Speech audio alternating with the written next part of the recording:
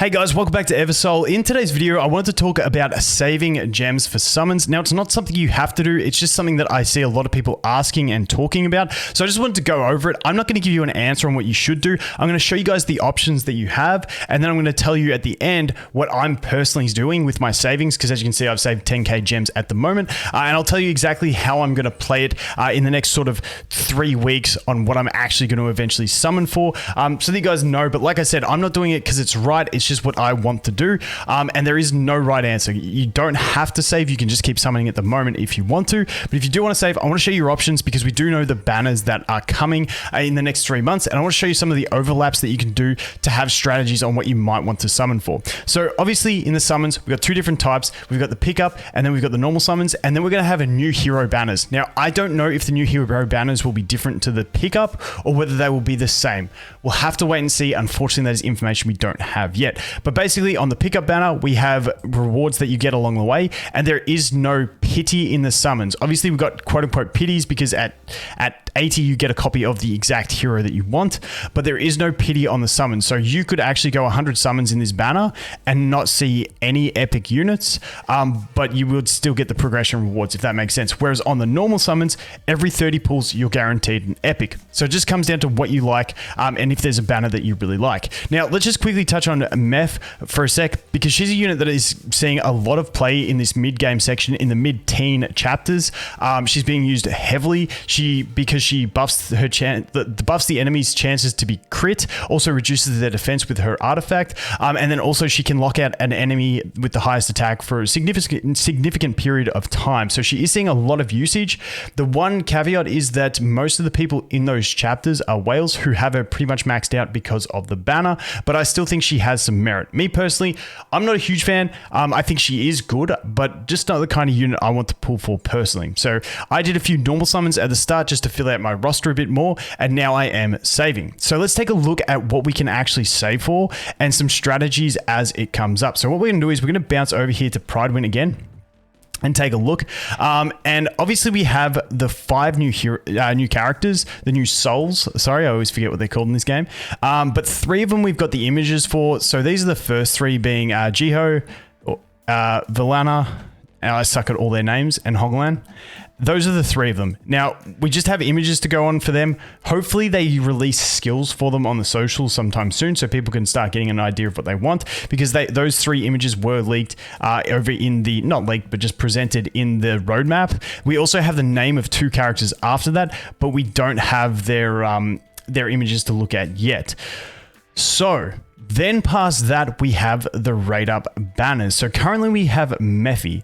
Then after that, we have Talia. And what we'll do is we'll just quickly bounce over and we'll take a quick look at Talia as well. And if we jump over here, where is she? Talia. So Talia is a fantastic unit. I highly rate her. She's got the extra energy generation, she's got the healing, and then with her ultimate, she's got the damage. She's just an all-round solid unit that is very, very meta at the moment in the game. So that is a fantastic banner if you do want to get those copies of her. Moving on from that, we will have Prim. Now, Prim for me is probably the most underrated unit in the game. Now, how high people, like, underrated is very, I might have to go over to my thing. Where's my Prim? Where's my Prim? Where is she? I know I have one, but Prim, there she is.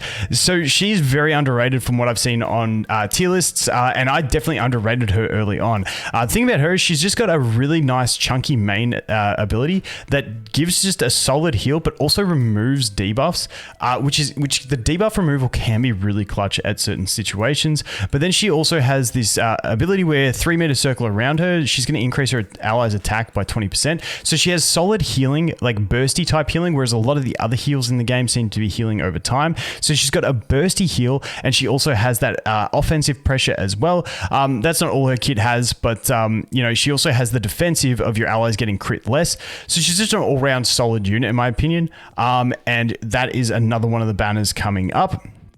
As we move past that, we have Mika and Sihar, which look like they're going to be in a joint banner, which kind of makes sense when you think about it, because those are, you know what I'm going to do? I'm going to go over here to this one here because it's easier to look at them.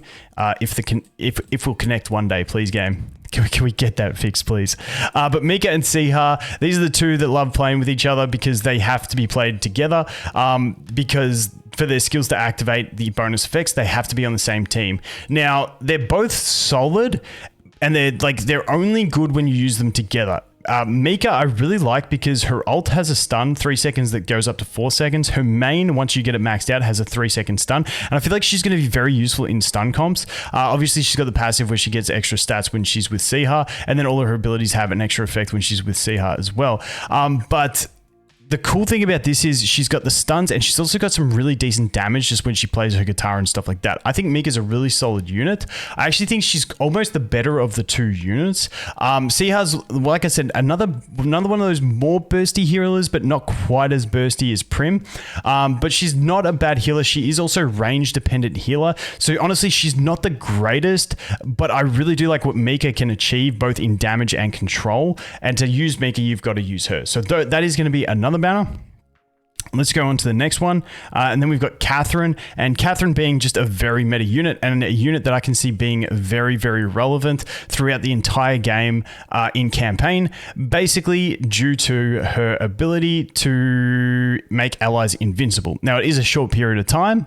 It's not a massive range, but invincibility in campaign, especially when you can retry stages for RNG, shift them around, try and get the right RNG so that she uses it at the right time, and you avoid some main skills from enemies, it's absolutely huge. So Catherine, definitely a meta unit, and one that's another solid option to go ahead and try and pick up for. And then after that, we have Miriam. Now, I'm not going to pretend that I've tested Miriam. I haven't tested her enough. I'm not too sure. I hear people say she's really solid damage, but I'm very unsure in the testing sense with Miriam. Strong single target damage dealer. I think possibly great at bosses. There's a lot of units that will have to see the mechanics for bosses to find out whether they're good. But yeah, honestly, I haven't tested her too much, so I can't make a massive comment on it. So those are the banners coming up, and those are your options of things to save for. Like I said, you don't have to save. It's not a mandatory thing. It's just something that I am personally doing. But what am I doing? What is my plan? So my plan is, I love the look of this character, Villana. I think she's absolutely wicked. I'm gonna wait and see how good I think she is and make a call on her. I'm not a fan of Jiho's design, just not my style. This looks more savage, so this is the kind of thing I'm going to go for. But if she's not good, the timing of her falls really well. And I think there may be a few people like me, and this is an option that you have if you're the same as me, you like her design. Basically, I like her design, but I'm not going to pull just for the design. She has to be good too. But if we look at the date that she comes, is the 2nd of the 2nd until the 16th of the 2nd. Now, that conveniently fits in with Talia, who's here on the 26th of the 1st until the 9th of the 2nd. So there'll be 7 days in there when Villana is in the game with the banner, and Talia's banner will also be up. So what I'm going to do is I'm going to see how much I like Villana and if I want to summon for her. And if I decide she's not quite what I want, then I'm just going to go ahead and summon for Talia and try and get as many Talia dupes. Now, dupes are very important in this game. The first key point is trying, obviously, 2 dupes. The next point is 4 dupes, because once you get them to 4 dupes, that allows you to get from Legendary to Legendary Plus into Mythic and Mythic Plus. That's not what it's called, but I forget what they're called in this game. I always use AFK Arena terms. I do apologize. And so 4 copies gets you a really far way with your characters. And then after that, 8 copies is going to be the big point to get to, because 8 copies is where you're going to get them to Origin Ascension, and that is basically the final point. Obviously, you can get stars after that. At the moment, I don't think there's going to be a massive need for stars outside of Wales. So once you get to 8 copies, that's where you really want to get to with your characters. So like I said, Talia is a fantastic unit, so she's one I definitely want to get there. But like I said, if Villana's something that I think may be meta and solid, then I'll go for her. If not, I'll go for the Talia. So that is my plan. Those are the options you guys have looking forward. And hey, if you're crazy and you really just want to save and save and save until you see something absolutely nuts, you can keep saving. And if you can't be bothered saving at all, keep summoning. It's completely up to you, but those are the options. That's what I'm doing. Thanks for watching. Hope you have an awesome day, and I look forward to seeing the next one. Cheers.